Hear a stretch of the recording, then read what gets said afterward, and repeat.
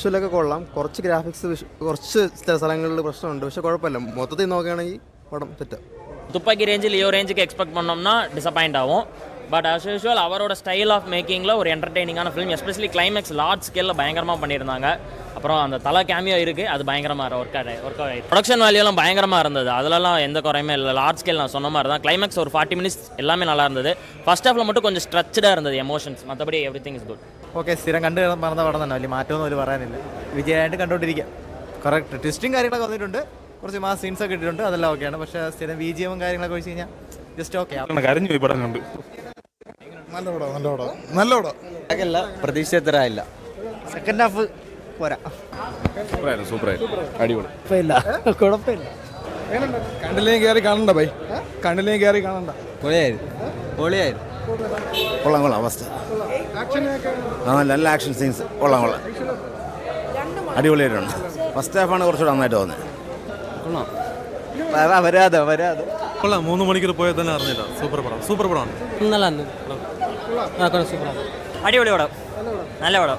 വിഷ്വലൊക്കെ എല്ലാം നല്ല പടം കേട്ടോ. ഫൈറ്റ് എല്ലാം അടിപൊളിയാണ്. എന്തായാലും വെങ്കട് പ്രഭു നല്ല പോലെ ചെയ്ത് വെച്ചിട്ടുണ്ട് പടം. ഓണത്തിന് സൂപ്പറായിരിക്കും. ഒന്നും പറയാനില്ല. സൂപ്പർ. വെങ്കട് പ്രഭു കുക്ക് ചെയ്ത് വെച്ചിട്ടുണ്ട്, മൊത്തം നിറയെ കുക്ക് ചെയ്ത്. സൂപ്പർ പടം, നല്ല പടം. സൂപ്പർ പറയാനില്ല കേട്ടാ. ആറ്റുകാലം അമ്മച്ചിയാണ് സത്യം, പോയി. പടം കൊള്ളാം, നല്ല സിനിമ. വെങ്കട് പ്രഭു തേച്ചൊട്ടിച്ച് നണ്ണന് തേച്ച്. ബ്ലാക്ക് ബസ്റ്ററാണ്. കൊള്ളാം. എനിക്കിഷ്ടപ്പെട്ടില്ല. പുതിയതായിട്ടൊന്നും ഇല്ല, സെയിം ഒരു സാധാ വിജയം. ആവറേജ്. ശുഭത്തിനും കൊള്ളത്തില്ല. അയ്യോ ശോകം, ആലോചിക്കല്ലേ. ജോണി ആന്റണി CID മൂസ സെക്കൻഡ് ഇറക്കുമെന്ന് പറഞ്ഞപ്പോഴത്തേക്ക് ഇത്രയും നമ്മൾ പ്രതീക്ഷിച്ചിട്ടില്ല. സൂപ്പർ പടമാണ്, കോമഡിയും എല്ലാം അടിപൊളിയാണ്. ബ്രോ അടിപൊളി. കൊള്ളില്ല കേട്ടോ. ഇതിൽ നല്ല പുള്ളി രാഷ്ട്രീയത്തിൽ ഇറങ്ങുന്നതാണ്. It's a good movie film. ഇഷ്ടപ്പെട്ടായിരുന്നു. It's a treat for Vijay. So actually എൻ്റെ ഹസ്ബൻഡിൻ്റെ ബർത്ത്ഡേ, സോ വിജയ് നല്ലൊരു ട്രീറ്റ് തന്നിട്ടുണ്ട് എൻ്റെ ഹസ്ബൻഡിന്. ഓക്കെ, VFX ഓക്കെ, പക്ഷേ പഴയ വിജയ് കുറച്ച് നന്നായിട്ട് ചെയ്യാമായിരുന്നു എന്ന് തോന്നുന്നു. ബാക്കിയെല്ലാം സൂപ്പറാണ്.